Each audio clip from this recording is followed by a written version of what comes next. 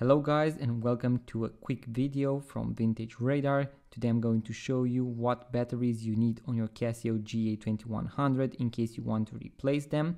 As you can see, you already have 2 watch batteries, so if you go online and purchase, you need to actually order 2 of them. I'm going to also leave a link in the description below and also a link to the full video on which we actually replace the watch battery. As you can see right here, you can actually read on the back of the watch battery. So you are going to need an SR726W, so 2 of these. Make sure to order 2 of them. Also remember the right position that you need to place them back in. And that was the quick video, guys. Once again, if you want to do this by yourself, make sure to watch the full video on our YouTube channel, because you also need to AC reset your watch and also hand align the watch hands after you replace the watch battery. Link in the description below, guys.